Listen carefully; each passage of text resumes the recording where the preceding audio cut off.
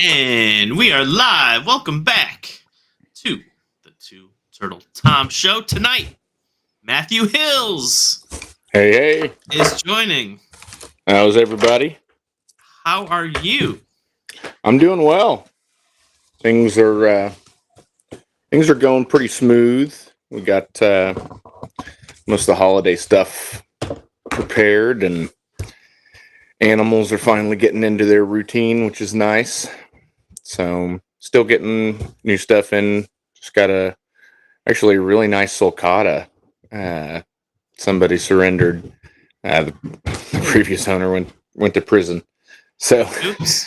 they had to find a new home, and they don't know what to do with it. But man, was it well taken care of.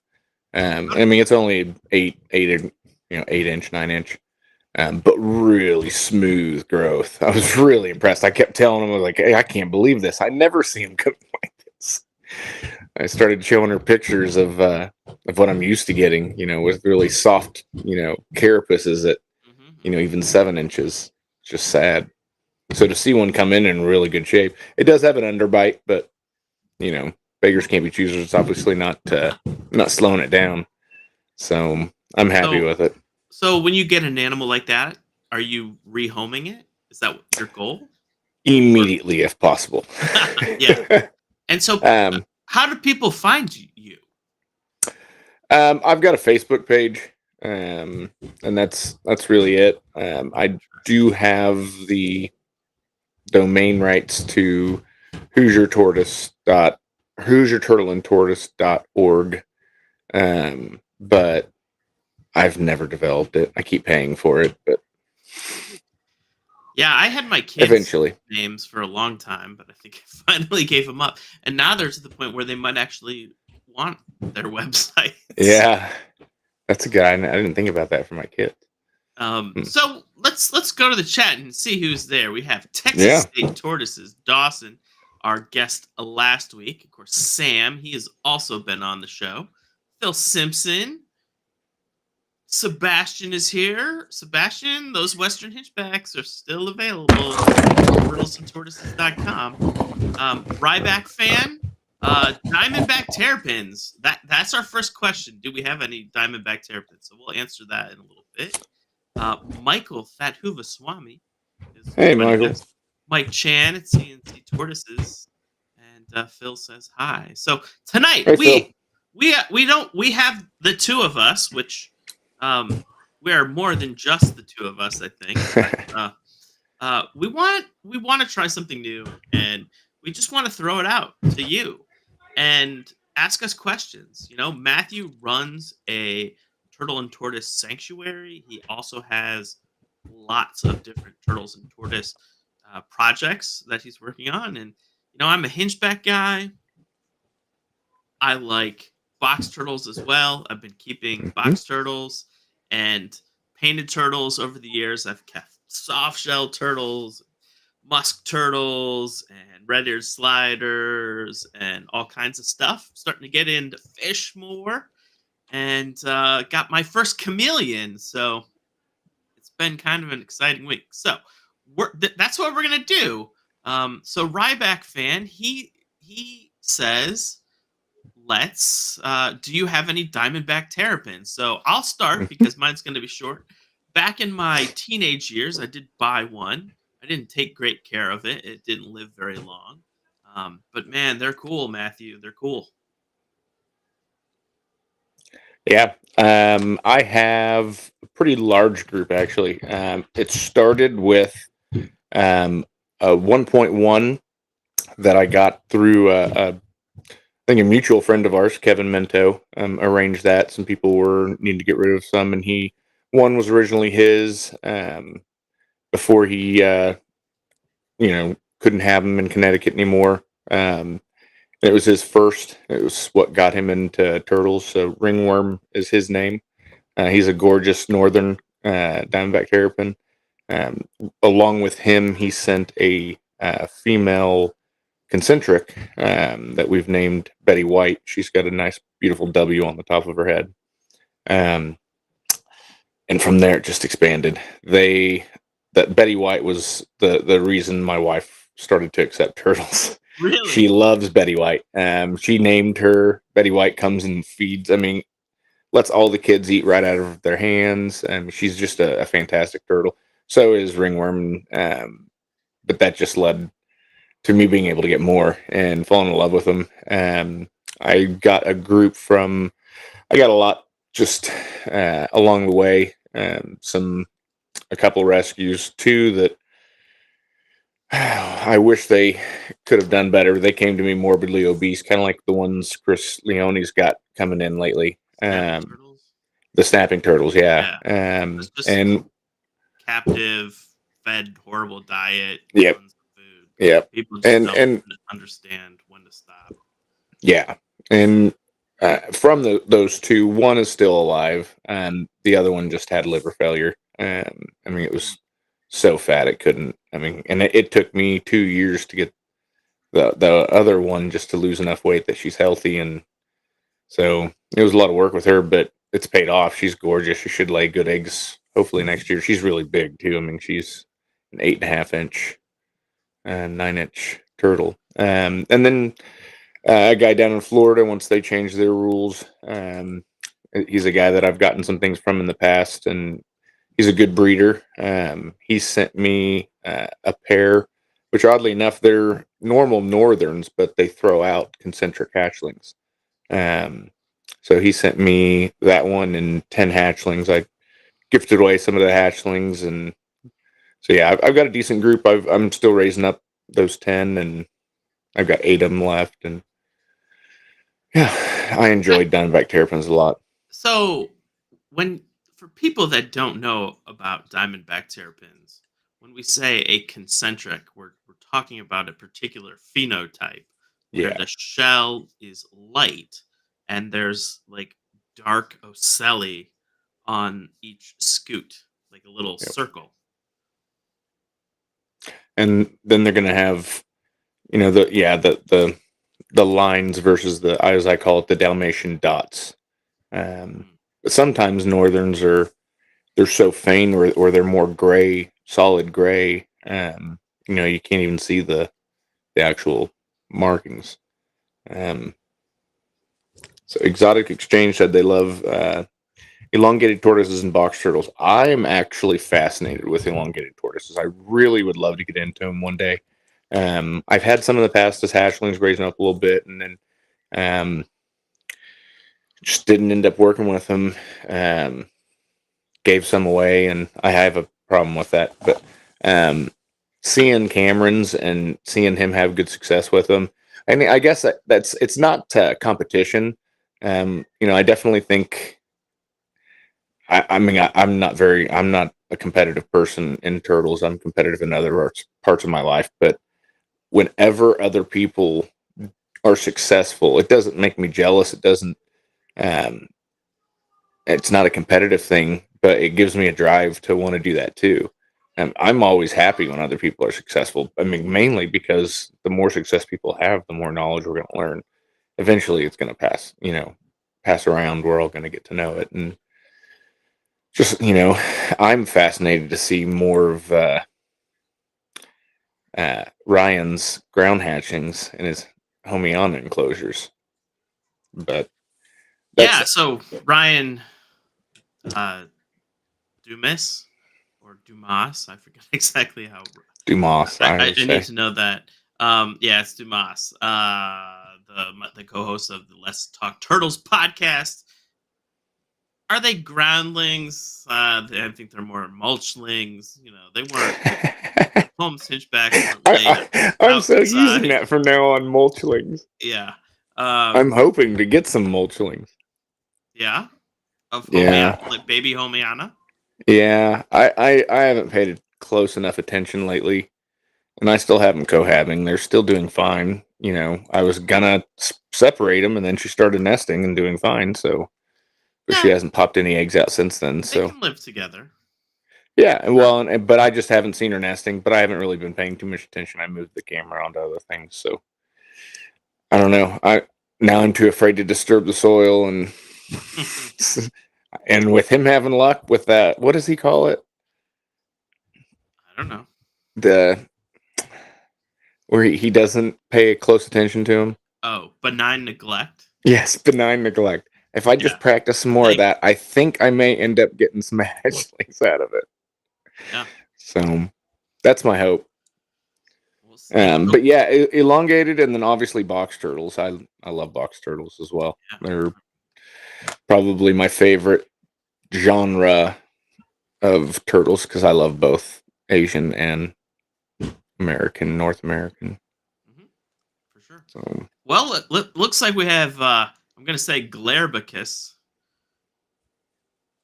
If yeah, let me know if I said that right. yeah. Um, he Glarbicus says, "Thanks for the one and only good Pixis videos on YouTube. Do you know of any arachnoides, or So arachnoides brygui available?" hit up Ralph Till. I don't know if he has any available or if he's selling any right now. Last I spoke to him at TTBG, I believe he did have some, but now I'm thinking I may have asked him and he's out.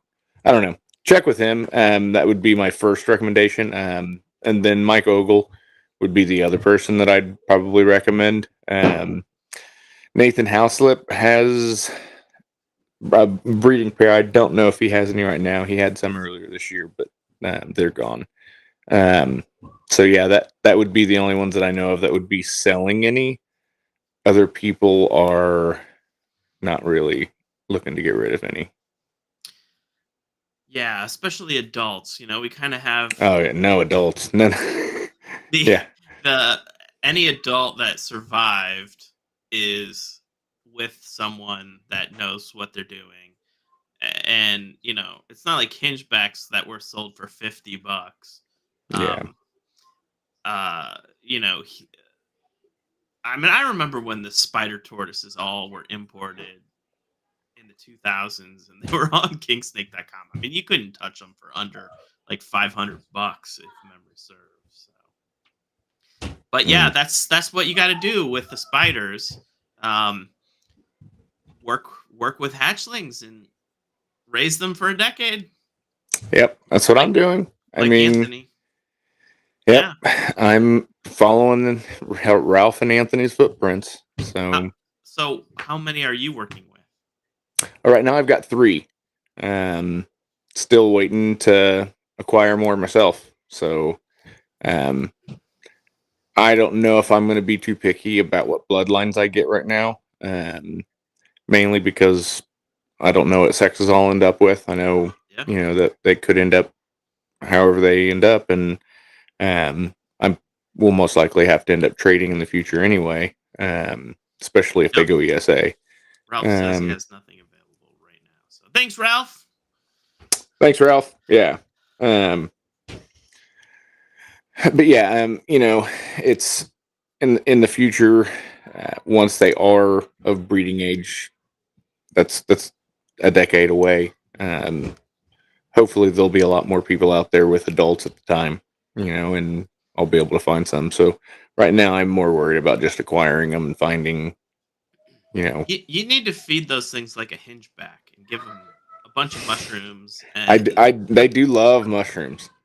I think there's something about Madagascar, because my radiated do the same. They enjoy their that's mushrooms. huh. So Interesting. I should ask at work. We have 3 radiated tortoises at work. I should ask our keeper if he's had it. Well, welcome if you're just joining us. Brian and Ralph Till are here, and Mikey Ben is here as well. Tonight, we're going to take your questions. So, any question that you have about Matthew, myself, or turtles, period, anything that you've just been dying to know about a different turtle or tortoise species, anything about TTPG, anything about why we're here, why we do this, anything, you just throw it at us, and we want this to be your show. We'll take your questions and so I, where you I want to do go. want to I do want to mention for everyone out there, Russ Gurley's father passed away yesterday. This comes like a week or so after his father-in-law passed away, who he was close with. And for those of us that were at TPTG, his best friend's son that he watched grow up and knew his whole life died during TTPG. So he's gone through a lot of loss lately. We could definitely lift him up in our spirits and our prayers and give him our thoughts. I think he could use it. Absolutely.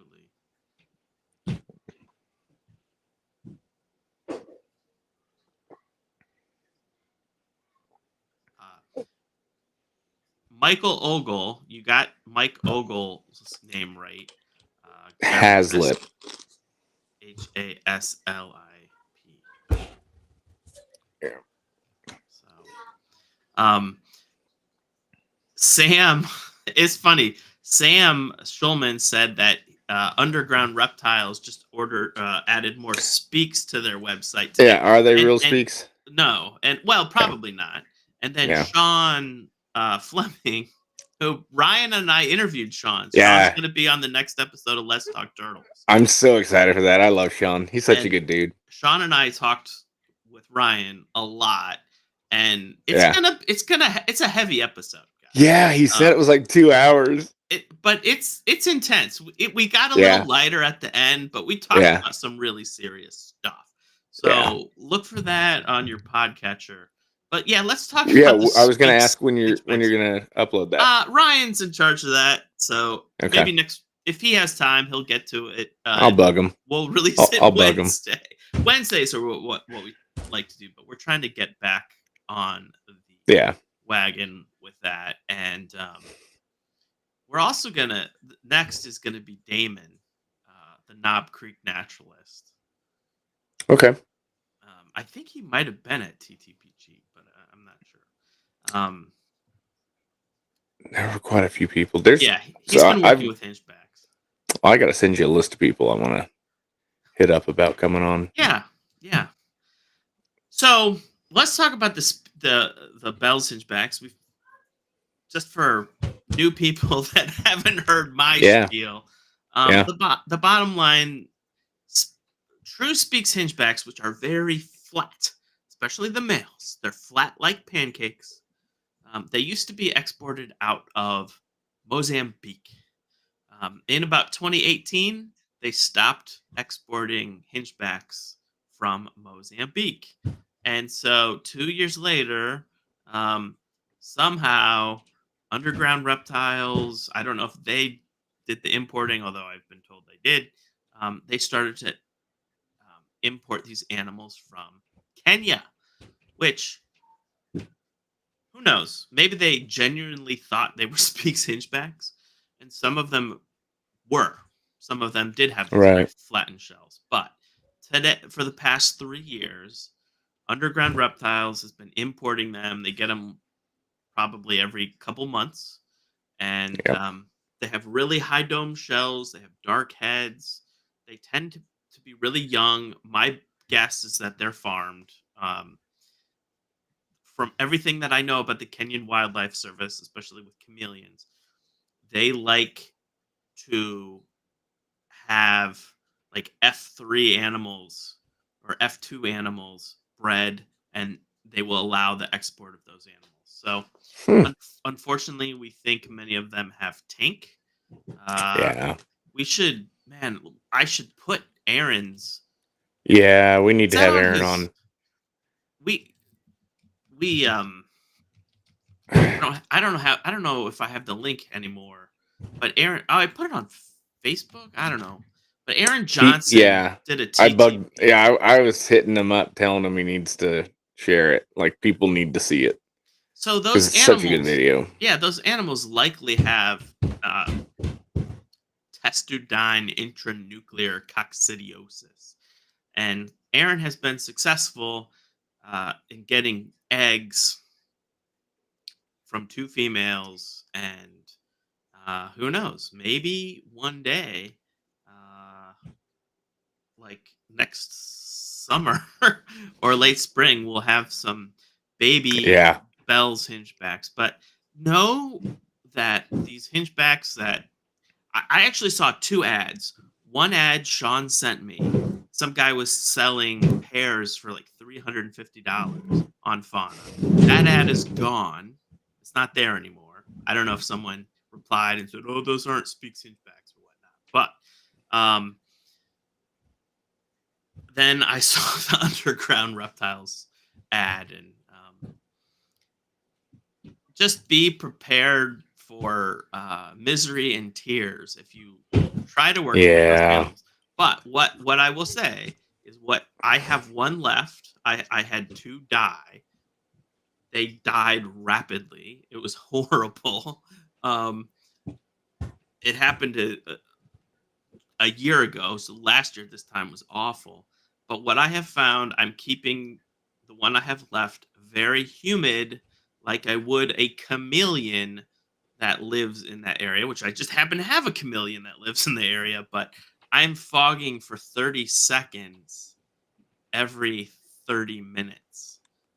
Oh, really? And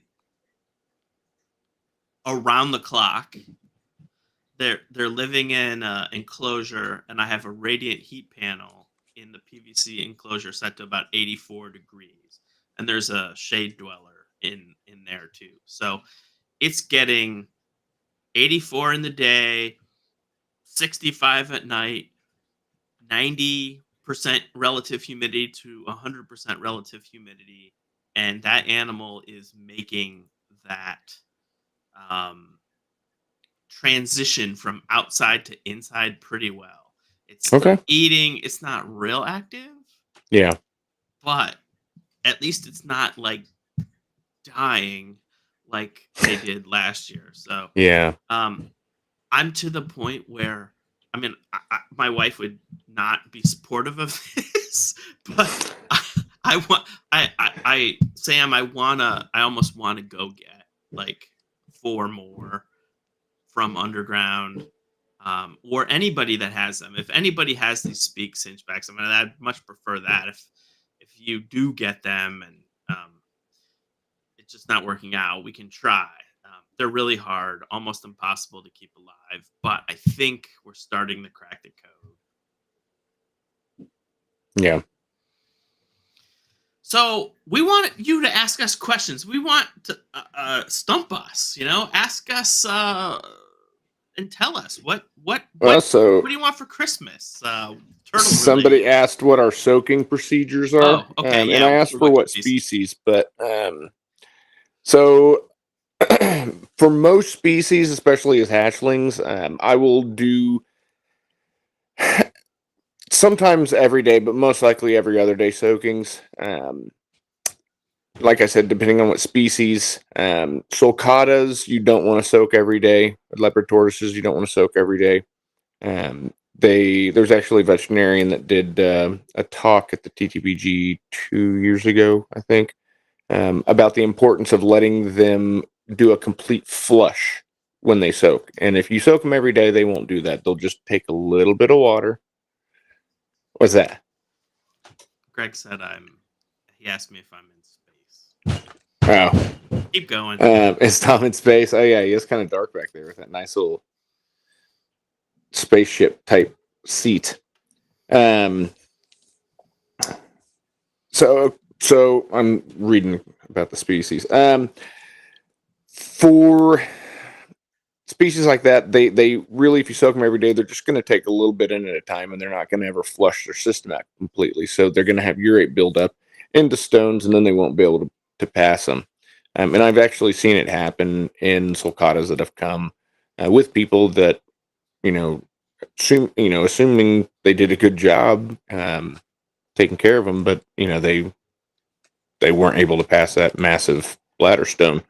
You don't even, unless you get a radiograph of it, you're not even going to see it until they, sometimes if you're preserving the skeleton, you'll see a massive bladder stone when all said and done. So, with those, I soak once a week. I missed every enclosure daily. I keep the humidity correctly. For testudos, you're looking at getting soaked every other day. Box turtles I raise aquatically. until they're about 3.5, 4 inches, and then I move them to an enclosure that always has a water dish in there, or has a big, water area. Most everything else is outside, besides hatchlings. My homie Anna, they have a massive water dish that they get in. I don't soak them. They live perfectly fine, and they get, like I said, I'm soak everything with the mister every day, and I think that really helps. They drink it off, the side of the enclosure. I do use water feeders for chickens. I think you use them as well. Those work really well. I like to give them an option. That's nice because it's easy to clean out. You just tip it over, clean it, and put it back over. And it's nice because they can't really poop in it, very easily. They can manage. They can. They will. And they but will. yeah, it generally stays cleaner longer. And like I said, it's easier to clean. They don't necessarily poop in it like within seconds. Right. And they learn pretty quick. That's where the water is. So they'll go over and they'll dunk their head in. That said, I like to keep things routine for them. The water bowl is always in the same spot. The chicken water feeder is always in the same spot. So, their hides are always in the same spot. So they know where to go. And they'll learn where the water collects naturally when I mist everything. I do use some Reptifoggers in a couple enclosures. My radiateds get that. My new hatchling testudos get that. So that's marginated, Iberia Greek, Northern and Southern, and then a couple different Russian subspecies. And then the older ones, once they're juvenile, I've got some juvenile Greeks and marginated and Hermans. I soak them once a week, but they also have a chicken water dish in there. So, yeah. What's really interesting is that since I moved to this house, which we moved here in May of 2021, I rarely soak my animals.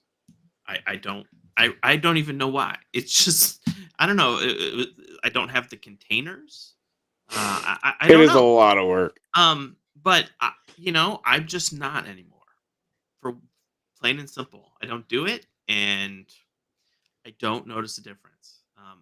My dream is to somehow develop some kind of semi-aquatic tub enclosure system where I could have like a big enough water reservoir to keep like a little stream running in a hinchback enclosure, but it would have That's a to be dream. strong enough, and it would have water to like actually filter all the poop that would be present, which would just be You'd have to have like disgusting. 125 gallon under, a sump Yeah.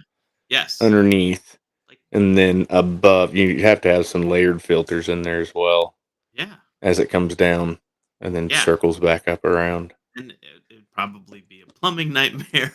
Super annoying. So, But it sounds kind of fun to do. yeah. And Blair, because Somebody just offered me 125 gallon yesterday. I'm working on a 110 project. One of my shorts. Check out my short from Sunday night. Okay. The tough stuff? No, this is an acrylic tank. Oh, that's right. I did see that. But so any difference between humid jungle species versus arid species and age? You kind of touched on that. Yeah, I kind of treat all the same, as the testudo. Whether I'm raising up, hatchling, brown mountain tortoises, cherry heads, redfoots. I've raised up some elongated. I'm doing the same with them. They're getting it every other day. A lot of that is, it's easier if I do every other day because I can do one group today, a couple, groups today, a couple groups tomorrow, and then go back to group A. I'm eventually, when they get older, you can rotate them to every third day, every fourth day, once a week, stuff like that, and that makes it a lot easier. But again, I hate to be a jerk and say this, but pay attention to your tortoises. If you're noticing some changes, you're going to think, okay, well, maybe I should soak them a little bit more. So any recommendation I give you, don't ignore what you're seeing in front of your eyes. Your tortoise is going to tell you, and if you're paying close enough attention, you're going to see a lot of these things. So pay attention to your tortoises. Make sure you're getting in there and you're seeing them every day. Don't ignore them. It's not that. If you're like me, if you're like Tom, you're going to enjoy looking at them anyway. You're not going to be able to help it. But, don't just take anyone's advice on how often you should do anything. If you're seeing something different, if you're, I'm just going to leave it at that. If you see something different. And right now, because it's getting cold, the humidity of my reptile room, just the general level of humidity in the air in the room, has gone from 60% down to 35%. And the tortoises are responding to that. They become less active in drier air. And so you watch your tortoise, if it starts to skip a meal, stays in the hide box, that's a good indication. It could probably use a little bit of moisture. Check your temperatures, check your lighting, make sure you're getting UVA. UVA is going to trigger that feed drive. A lot of people don't consider that. I didn't consider it at first when I thought about going to just, especially for hatchlings and not needing UVB, just going to LED with just normal LED shop lights. And I saw a decrease in appetite with some things, and I realized, you know what? I need to add something, and just simple incandescent light does it. Absolutely. Got a question from Chelsea. Chelsea, welcome. Could you have Ralph on to talk Egyptians? Never enough Absolutely. to talk about them. And what we have focused on quite a bit is the politics, because that's what it is, of the Egyptian tortoise, not necessarily the care and the biology and the husbandry of them. And I think I had Ralph on once to talk spider tortoises. Yeah. I would love to sit on it too. I mean, he knows so much about the history too. I mean, he's been there since day one, really, with the importation of them and seeing them in the trade the whole way through. So he's just a wealth of knowledge. You really can't. You can't top it. Exotic exchange is this is the experience most people have with home Hinchbacks. No matter where you get them from, they just have a very difficult time becoming established. What I have found is that most people keep them much too warm. They don't like heat. I don't even have a heat lamp. I don't even have a heat light on them. Yeah, they do perfectly fine at room temperature. They like to get out, up to about 80. But anything much warmer than that, they're going to retreat into the forest. So I don't even get mine up to that right now. Yeah, exactly. So 75, I tell people treat them like an amphibian, like a frog that lives on the forest floor. That's what they live on. Yeah, that's a really good way of explaining it. Yeah. I like that, like a frog. So people will like put a 95-degree basking light on them and kind of treat them like a lizard. And that just, it's kind of an example of benign neglect. You just really put it in a kiddie pool and keep it above 70 degrees and below 80 degrees. You're probably and spray them with some water. Going to do well. So they like it wet. Okay. I'd love to get Tanner on. Yeah. From Serpa Design. I'm really interested He's brilliant, man. Baby painted turtle. Yeah. What do you think about this one? Yeah, that could be a respiratory infection. How small is this baby? Because sometimes they'll sleep like that.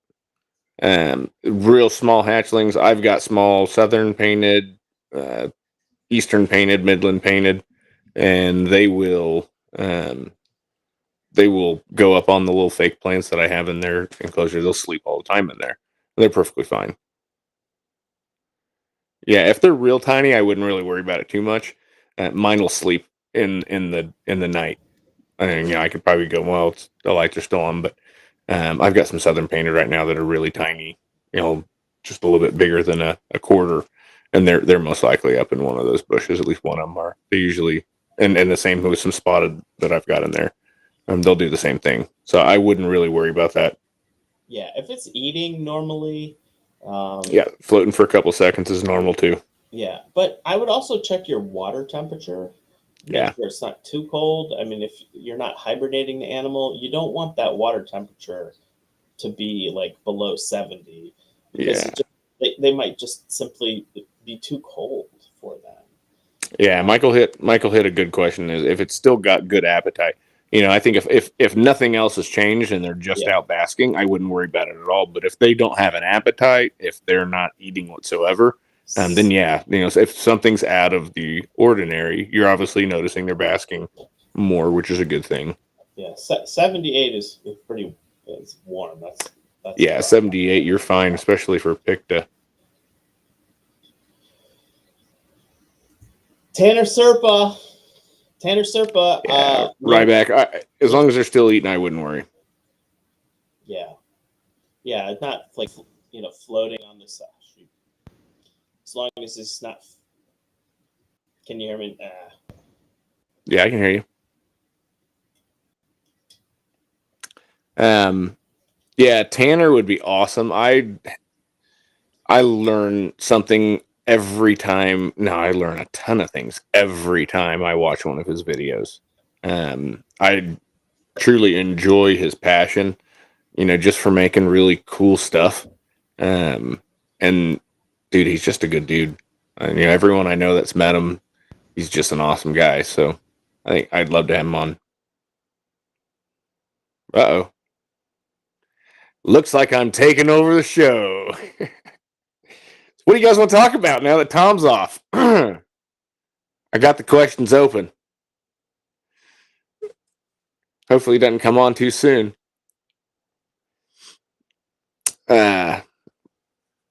So yeah, I really wouldn't worry about Ryback.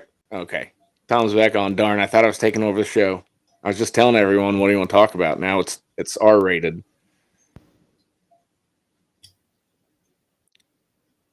You there?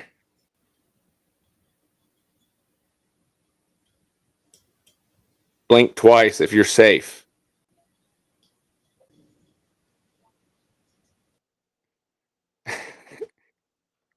He didn't blink. I don't know.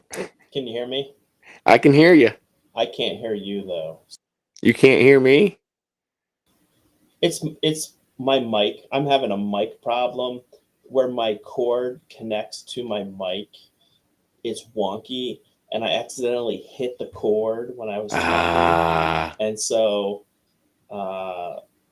it's just super wonky. So I'm going to try to unplug my headphones and put them into my computer, and we'll see if that works. But just keep going, Matthew. Cameron, you know what my beard care routine is.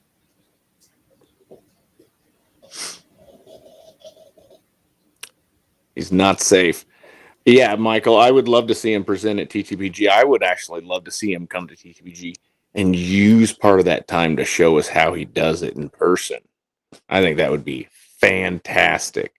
You know, hey, you know what? Let's all reach out to Tanner and let's see if he'll come to TTPG next year and do a live demonstration. You know, I think he's definitely one of the pros in his, you know, his sphere.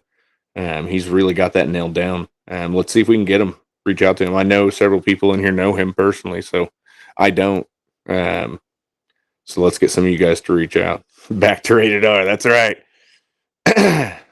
Dawson, what do you want to talk about? No, back to PG-13. Sorry, guys. Now you can hear me. That's funny. So where are we? Start naming the bad people. Start naming the bad people? No. Did you talk about your beard care regime? Cameron knows my beard care routine. I have a wooden comb. That's it. It's a beard comb. Excellent. Although I did just learn what beard oil, how it's actually supposed to be used. Yeah. That's how much I don't care about my beard.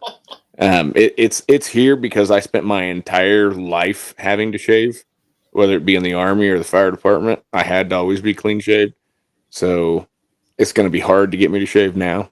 But beard oil, actually supposed to put it on the skin, not on the beard. It's like, oh man, all this time I was doing it wrong. Huh. Is there any tortoises I would like to work with, but I haven't?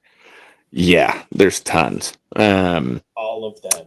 Yeah, all of them. Yeah, I hate to be that dude that wants to collect everything, but there are a ton. I mean, there's some that don't knock my my skirt up. They're just not my cup of tea.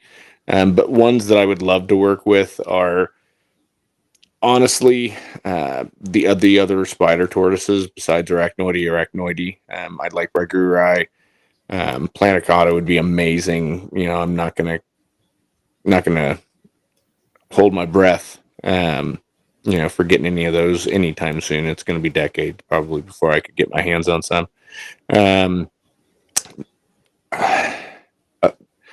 Other than tortoises, I would absolutely die for the chance just to see Victor Chandler's Serphatica, which is the cane forest turtle. It's actually in the Western Ghats of India, which I just learned listening to the podcast this week. That the TSA is buying land in, which is fantastic. That's the land where the Sylvatica is. If you don't know what the Sylvatica is, look it up. It's the most amazing turtle in the world. It's my white whale. But there are none in the United States. There's only one person in the world that has any. He is now open about keeping them. He's making some videos on them, and that is Peter Prasig. And yeah, thank you, Michael. The Turtle Conservancy, not the TSA. Is he on YouTube? Yeah, Facebook. He's making some videos, but it's Peter Prasig with the Turtle Island in Austria. He's got breeding. He's got a group. He's got several. He's got F2s, or I don't know. He's at least F2s, or F3s, I think. Yeah, he's at least got F3s, from if I remember hearing him correctly. So he's been doing it a while. He's got some things figured out with him. I think it would be awesome to see what he can publish about it and get out there for everyone else to hear. So let's talk about dream species not legal to own. Can you hear me? Yeah. Okay. So let's talk about. I just want to critique the question. So I think there's a misnomer. There are very few species that are not legal to own. Right. That the federal government prevents you from owning. Some states, obviously, you can't own certain, but it may be illegal. Most of these, it's illegal to import them into the United States anymore. But if you had one and had acquired it, it's not technically illegal to own.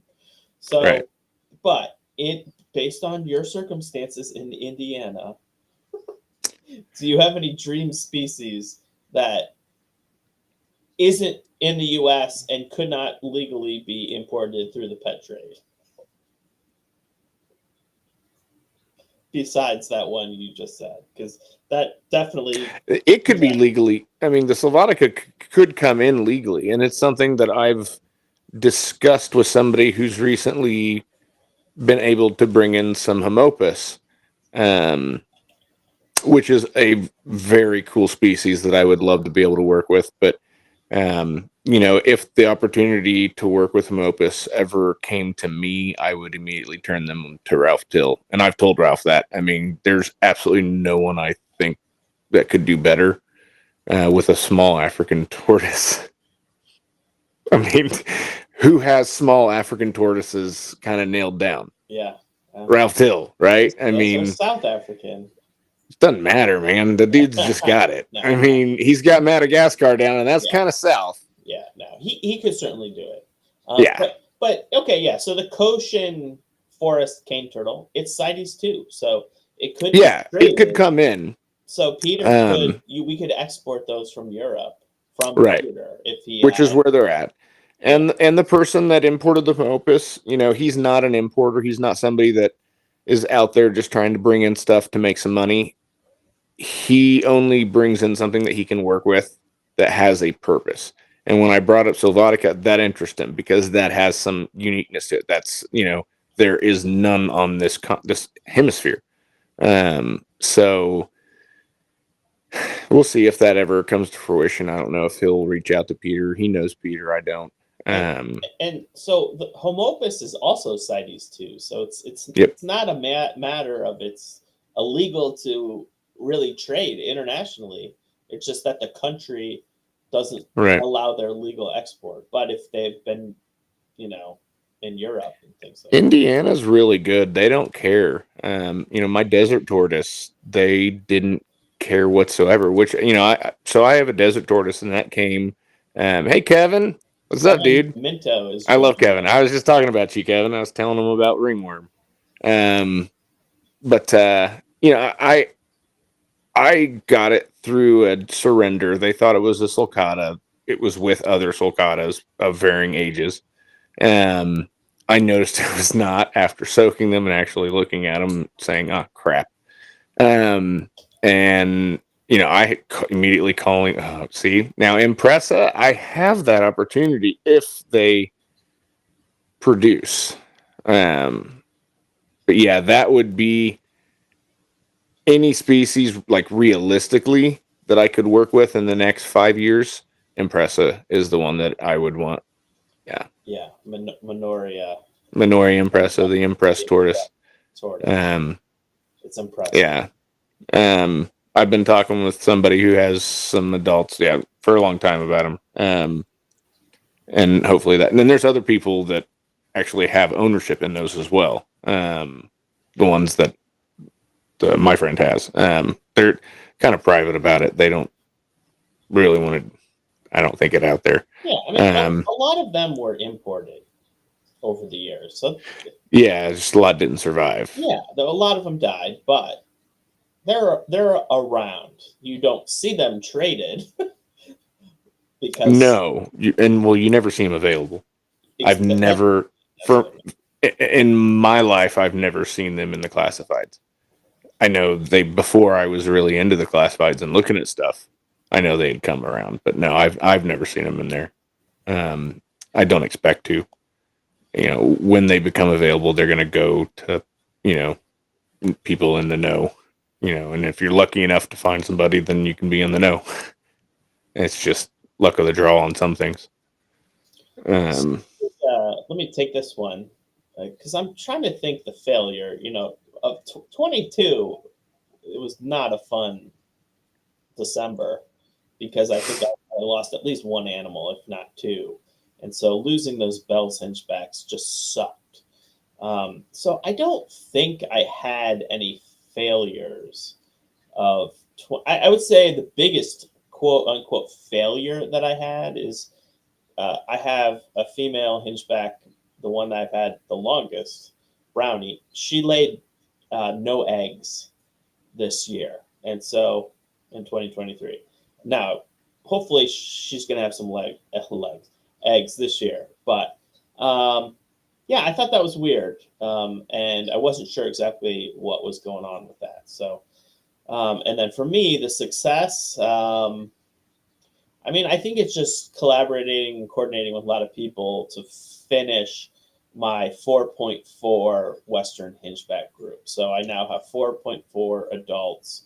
And that took me, I started in 2018. And so it took 5 years to assemble that group. I probably could have gotten a few more.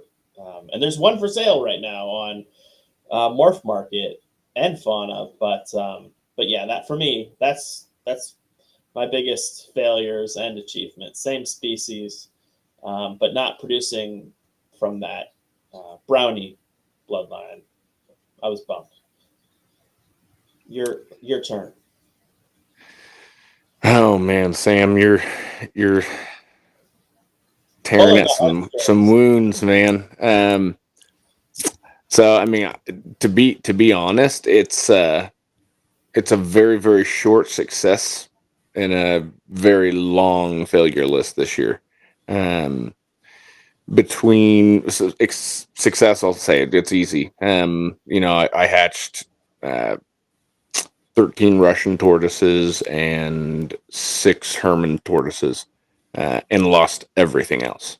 Had 2 incubators, one Zoomed and one homemade, and another homemade, all die on me. I lost the 2 that were full, and then some of the third one. Some of them survived. Some of the Russians look fine. Some of them have some split scoots. They're all growing perfectly fine.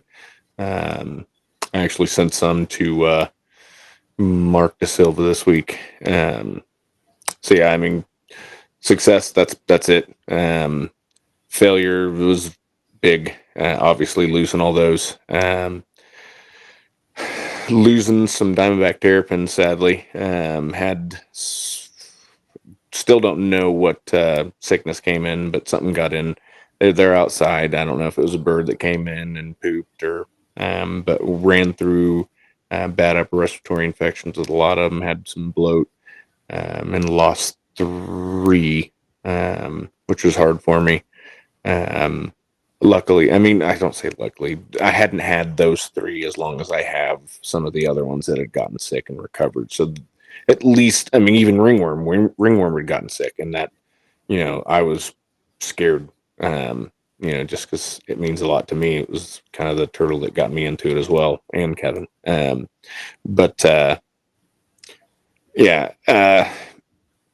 Failures with Spangler eye, learning that what I thought would be a okay brumation temperature for him was not cold enough.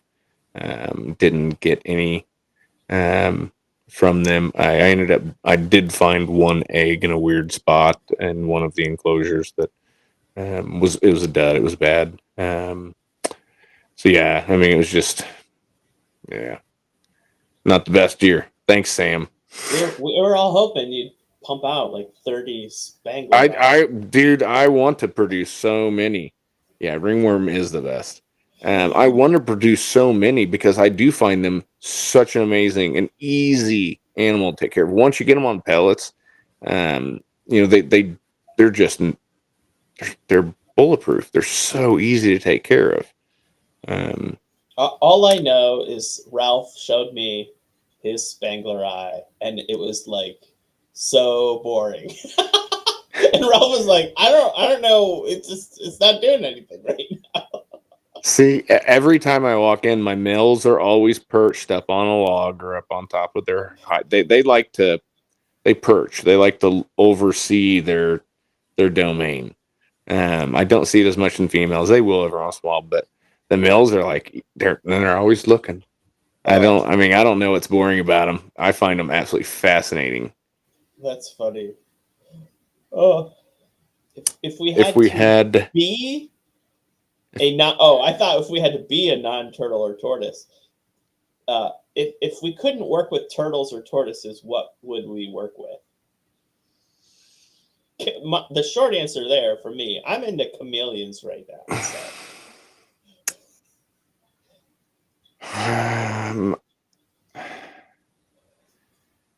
I'm like a one-trick pony. Yeah. I don't know. This is really hard for me. I've recently got some dart frogs, and I kind of find them really cool. My kids like them.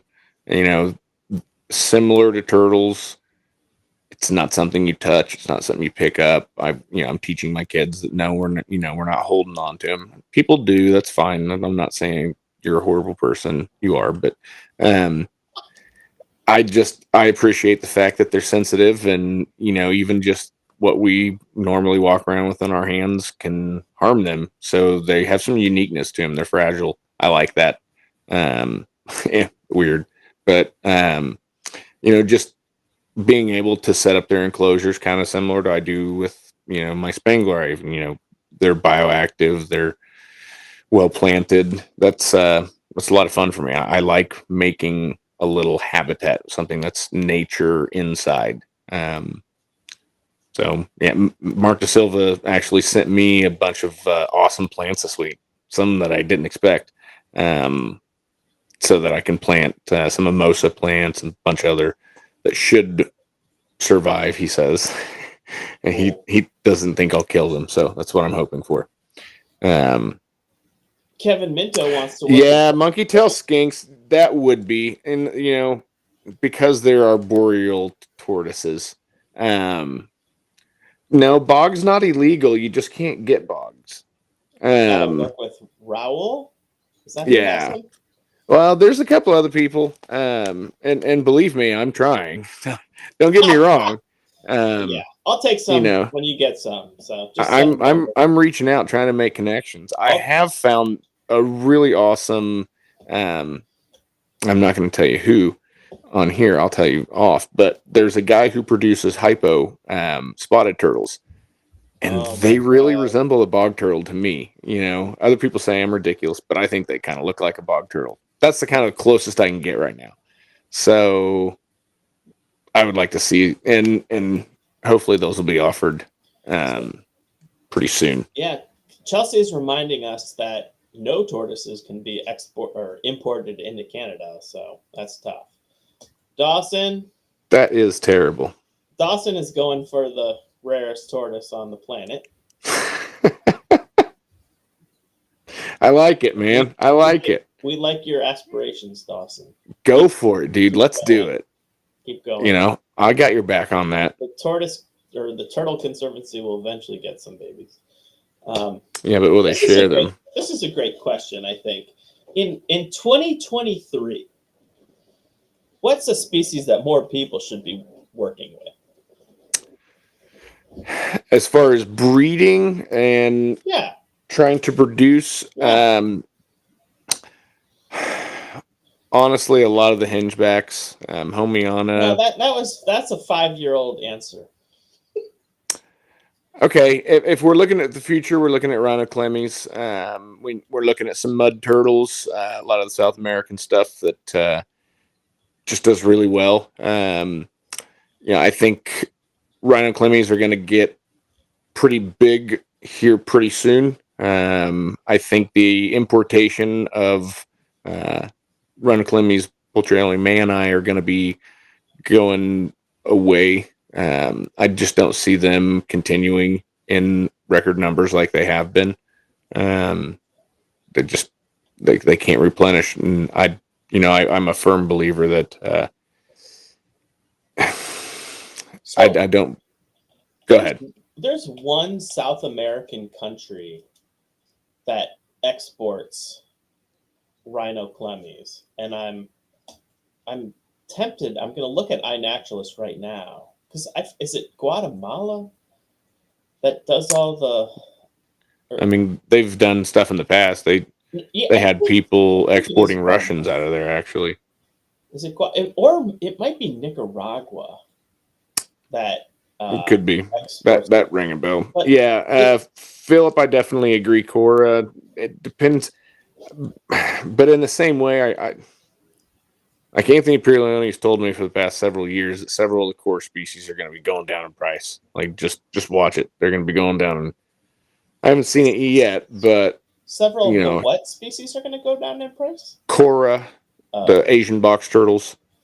I would love to see McCordi even become more available. The McCord's box turtle, but so far they only come up very infrequently, and the only ones I've seen to the general public are the ones that came out with some messed up scoots and stuff. Yeah, that's what happens with these mega rare. No, Philip, you're not stirring the pot. Yeah. So I will tell you. Oh, Chelsea. Oh, yeah. Well, you can get Egyptians, I guess, if they're already up there. I guess the ESA doesn't really affect them. They're Canadian. Yeah. So I think it's Nicaragua that is the Central American country exporting all of these. But if I had to work with a group right now that I think has more people need to work with, it's cyclemmies. Yeah. But they've named different species. Those animals used to come in like by the truckload, and they're not being imported anymore. And it would be really cool to learn the different species of cyclemes. Anthony just hatched one of the Mm-hmm. species, and I don't want to buy any animals from Billy Ganini. Didn't they just go ESA though? Cyclemes? What am I thinking? Not cyclemes. The Pacific Asian- pond turtle did. Yeah, no, the Asian leaf turtles that are Yeah. black-breasted leaf turtles. Right. Yeah, that's Can terrapins or sea turtles breathe through their butt? There's lots of species that can breathe through a gland near their cloaca. Not just terrapins and sea turtles. But yes, both of them can. And it's not really breathing, it's just exchanging oxygen. So I guess that may be considered breathing.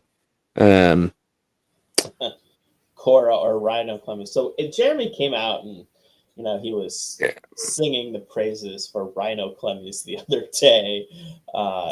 In light of Cora. That's what you're meaning, Phil. I've totally went over my head. I remember now. Honestly, both. I say this about a lot of things, but both. Just get both. You can't go wrong with rhinoclemis or Cora. And there are some rhinoclemis that get pretty decent size. And sizes aren't small. Pulcheri aren't small, but there's Cora that aren't small either. There's 9-10 inch Coras out there. Especially the Ambos. They can get I had some Camaramas that were huge. And they were really large. But now they're their own. The Camaramas are their own subspecies or their own species. New paper came out splitting that taxa up. And, now there's 26. Wow, Blows my mind. I don't think there's 26 full species. 26 species and subspecies of Cora. Yep. Oh, of Cora. Got it. Yeah. So do you keep any of the biggies like Beretti, Galbinifrons, any of those? No. Mahoidy Obsti and Mahoidy. And then Philippinensis and Flavo. And then Jeff Kasparic, Cameron Lamb, and I are hopefully going to be doing more. They've got some Beretti, I think, together. I guess I do have Trifisciata. I forget about some things. I don't house everything here, so I do have some Trifisciata, but they're at Cameron's. I'm part owner of some Mahoidy at Cameron's, a Mahoidy at Cameron's. So but that's kind of one of the benefits and the importance to networking and developing relationships with people. There are a lot of opportunities that you can have that you don't necessarily have to house everything where you're at. I don't have the space for everything that I want to keep. But eventually I want to have certain ones here. And if you're working in a project where you can group up with some people and one person start raising a group so that you can produce some hatchlings and then give the hatchlings, start raising those up in another group with one of the other members, it can be done. And if people are patient and people aren't in it for the money and they're in it for the conservation or the preservation aspect, then there's nothing wrong with it. I was reached out by a friend today asking that he was offered some adult Flavos really cheap with the knowledge that they split the hatchlings. I said, is this somebody you can trust? Is somebody you can work with in the future? Because that realistically, that's a business proposition. You've got to look long term what it's going to be like if they're going to be willing to work. If you get 3 hatchlings that year, who gets the odd number? Stuff like that. And if it's somebody that you can work with, then do it. We get so bent out of shape about certain things, and as long as we're not in it for the money and the intentions and the expectations are really set from the beginning, it can work out. So reach out for that. I mean, Dawson's got some of my stuff. You know, it can work out for a lot of people. So don't be afraid to, Opsty are rewarding. Opsties are just big Spangler eye. What as far as the Cora Mahutii, I know you said it a little differently, but Mahootie. what are the differences between those two subspecies? Opsties are a little darker. Some people, I mean, they can either be really drab and no color whatsoever, or they can just be stunning. You'll see some good contrast in it. Plastrons will be really lit up. They're very terrestrial. Like, I've never seen them play in the water, just like my Spangler eye, which I guess I've seen some Spangler eye in aquatic setups. The Fort Wayne Zoo has them, and I always see one in the water there.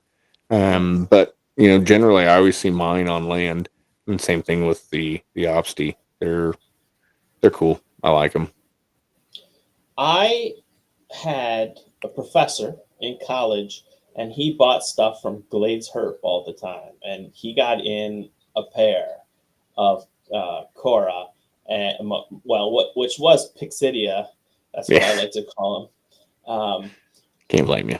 But the female, her nuchal area was just totally trashed and had shell rot. And those, what I've learned is that the males just trashed that area. So I cleaned it all up and kind of nursed those back to health. And she laid an egg, and I tried to incubate it, but I didn't know what I was doing. But that would be a turtle species I would love to have, because I worked closely with that female, trying over the course of a couple of months getting her back to health. So this is what I'll say for the Cora versus rhinoclemys. This is something that we have discussions. Cameron and Jeff and I have conversations with a lot, because we all are raising hatchling box turtles at all times, pretty much. You do not get the nip tails and the aggression out of the rhinoclemys as you do with the Cora. I mean, Cameron's kind of gone with this Beretti to do an individual totes for every single one, and he split up the Trifasciata as well, and there are not as many in there. For the Flavo that we raise up, we've got to put a lot of things in there to keep, if we have any more than 3, you really got to have a lot of sphagnum moss and a lot of fake plants in there to break it up their eyesight and not have that little tail to nip, because they will shred the tails. You do not see that with the rhino. I have never seen that in any of the rhinoclemys I've raised up, and I've raised up a lot. So cool. And the rhinoclemys are just as gorgeous. There's so many pretty ones out there. So I held on to a couple of the man-eye that I hatched before I sent my adult group off. How do you recommend people set up the man-eye? What kind of habitat? We may have even talked about this, but so as hatchlings, I do aquatic. I mean, it's the same. I set them up identical to box turtles. In fact, I have my man-eye cohabbing with some box turtles right now. They do extremely well being aquatic for the first several years. It's going to give them really smooth, good growth. There's not going to have any flaring to the marginals, which you're going to see if you keep them too dry. So once I move them onto land, I do a large sphagnum moss section, make sure it's soaked, going to have good humidity. They will burrow down. They'll go underneath their hide. They become very routine based. They're smart little animals. They got really small heads, but they're very smart. I really enjoy them. Ron Hatcher used to hatch those. That's hilarious. I just put that together. Ron Hatcher hatches turtles and other things, but he had the nicest captive bred ones I would ever see, and he'd have them at the Columbus Reptile Show. I don't live in Columbus anymore, though. So. Yeah, I sent mine to Chris Richards in Illinois. So he's doing good there. He started laying for him, so I'm excited Awesome. for him. He's going to be hatching out. They're so easy to hatch too. I just put them in vermiculite on a shelf, and you'll get eggs. Fantastic. Well, Matthew, Labos are beasts. Yeah. it was real. I think this worked out pretty well. It was Yeah. really nice having everybody join us, and You got to switch to the phone, man. I didn't have any issues this time. yeah, It was all you. mine was just my microphone cord is broken, and so it wasn't the service. But and thank you, friends all over North America. Yeah, guys.